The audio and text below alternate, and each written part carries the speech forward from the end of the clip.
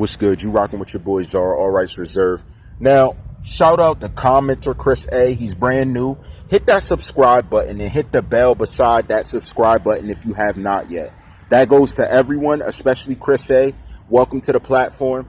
And upon entering, you brought up a very interesting point. Again, shout to Stephanie Oken, commenter, also bringing up good points, and several other commenters, Betty, Simone, another commenter, and just a few others I mentioned. And I wanted to say that let's objectively discuss some things you guys spoke about, as well as what Chris A mentioned that I'm in full agreement with. It goes back to me asking that I wanted to know what was in his blood before he was deceased. Now, the last thing he ingested. The reason I'm bringing this up, suspects Robert Allen and Michael Boatwright, even through complex news, verified and certified, it was alleged these two men last were arrested with a specific drug on them. This specific drug would be Flocka. Now, if you guys remember a little while ago in Florida, it was discussed about a certain drug that had been taking over the streets. Now, this drug taking over the streets, it was called Flocka. If you remember, a man that ingested this specific drug ended up eating another man's face. Now, you can type in "man eats man's face" on Flocka. Now, the dangerous thing about drugs such as Flocka, they're concocted in a basement. So if this drug was naturally concocted in a basement and it was produced to the point where I didn't know what was in it, there is a dangerous ingredient known as fentanyl.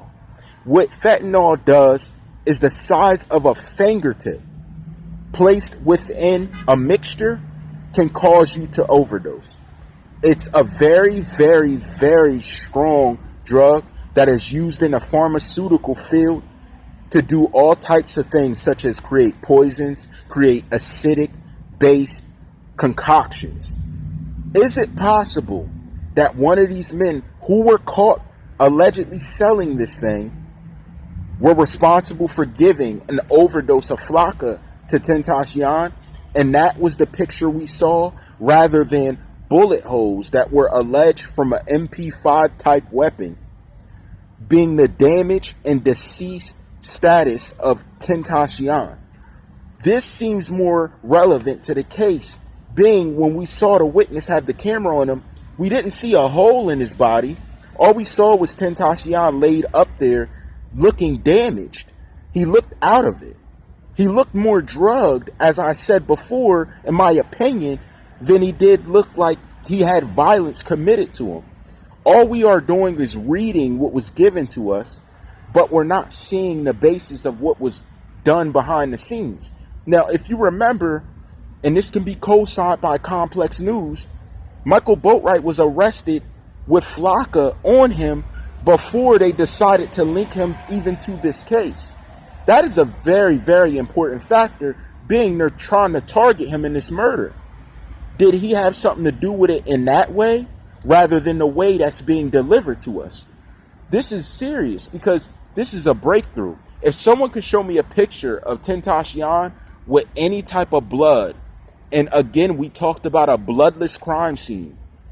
If anybody can show any pictures of him walking out of Riva Motorsports, see, he could have easily popped this thinking it was Oxycontin or some type of painkiller, but in actuality, it was something that was going to be used to cause him to pass out, to cause him to overdose, to cause him to just any type of situation where he could not control the function of his body.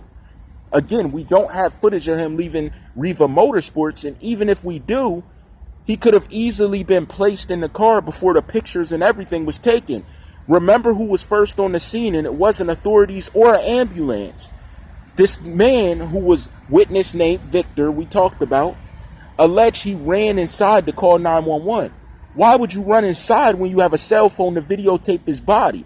Let alone when these two suspects were found with this on them, how does it relate to the situation? And we already heard Robert Allen saying he wanted to tell the truth. He was scared, so he left. What were these suspects who allegedly committed a heinous murder scared of? You already committed the act. What were you scared of? You chose to get in a situation for the money, let alone the only person that was alleged via the cosign of Complex News to have been flashing hundreds was Michael Boatwright. We don't even have the three other suspects flashing hundreds. Now, let me note something else, real important. Remember I told you the photos they showed of them flashing the money, I saw no correlation to the current time? Well, I have commenters now telling me some of those photos of them flashing money, videos of them walking, was from a time between 2013 to 2016 rather than in 2018. That makes a lot of sense. So how are these pictures being used as evidence to damn them? But that's not the evidence that was delivered by Complex News.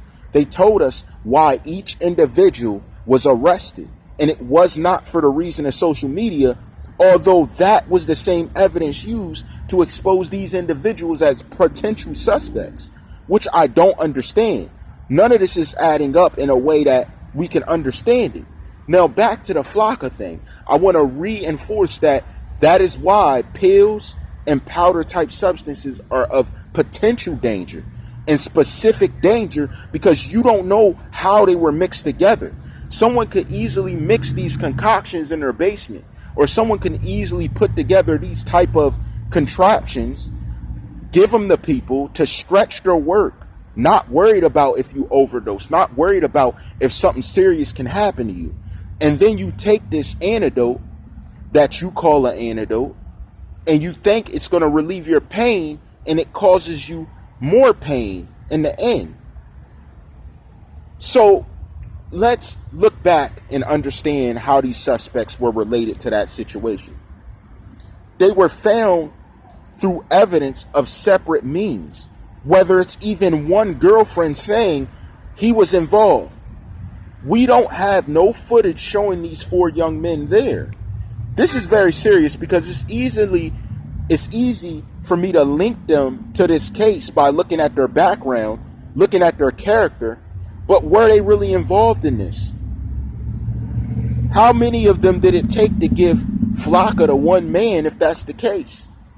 We still didn't identify who was leaned in the window talking to Tentacion as he was leaving, because we remember that footage from Instagram surfaced of one of the alleged suspects filming Tentacion, more like a fanatic, and someone speaking to him. Yes, that makes for the perfect ambush, but does that mean they were all involved in the situation? I want you guys to go research Flocka and see how dangerous this drug really is. I want you guys to go research fentanyl and see how dangerous this actually is. This is what was on Rampage in Florida at one point, literally causing people to lose their mind and act in instinct like they were animals. So allegedly what this drug does is it takes away your conscious mind, so you act as an animal. That is why people would say the word zombie. That is why we had a man trying to eat another man's face. He could have been in hunger, but because he had no conscience, he was literally acting like a predatory animal. And this was beyond anything we come to know as Resident Evil, all the video games, anything we come to know. And there were many speculations of a zombie apocalypse because of this very instance. Is this a drug that's going to be used in the future in some type of way, in some type of manner, to make a mass epidemic? Because it seems very useful in the case that we've seen in Florida with the man eating another man's face to the point of not being able to recognize him. He was unrecognizable. Now you tell me there's two suspects that had this particular drug on them when they were allegedly picked up. But what was the means to pick them up? What was the evidence to clarify who was who and who was involved? That's the issue. I don't have any evidence to justify why, who, when. And we don't even have a motive on these guys other than the fact he had a bag of money in the trunk. In the back seat, excuse me. But at the same time, how would they know? We don't even have potential information leading to the search for a fifth mastermind. It's just get rid of these four guys and that's it. Let alone Remember, I told you in the other video, the way evidence is being set up, it looks like these men could escape being convicted if their lawyers are thinking correctly, because the evidence isn't even circumstantial, which means I have evidence leading to definitive occurrences. If they find Flocka in his blood, yes, they can try and use a definitive determination to link it to both Robert Allen and freaking Michael Boatwright. But what true evidence is there to actually say these guys committed the crime? We need a deep investigation and details on what actually happened. See, that's my issue. Details just lead to more questions. And that is the way a true setup should work. So if I could say anything, these guys did potentially one of the best setups in the world. That is the only evidence I can really give right now. But check into Flocka, check into these things, and research the picture that was done by the witness named Victor. These things really aren't making sense, and it's starting to lead me to the thought of other means by which he was taken out. What is the true violation of Tentacion? How can we differentiate who did what? How? How can I surface and say that these men did this when I don't even have an autopsy back to clarify that this guy was involved? And excuse me, I'm walking towards another area. But let me know in the comments below what you think. Let me know. Keep me informed. Let me know what you guys truly think about this situation. I don't really see any clarification coming anytime soon. That is why we're doing these videos. Was he really drugged and overdosed rather than shot? Because we didn't see the evidence of a shooting. What was the true determination and violation of Tentacion? What really happened? Do you guys want to stick with the story of what was said? Because the evidence points to the solved video I did of Tentacion when I solved the case. Or is it leading to speculation of other individuals involved? That's where we're at. And that's where it looks like we're going to be at until investigators start making smarter choices on deriving evidence and making it circumstantial or direct instead of making it hearsay. Instead of making it off of what they found on someone rather than doing the test to actually prove. Where's the medical test? Where's the records? What was in his blood when he died? What was in his system?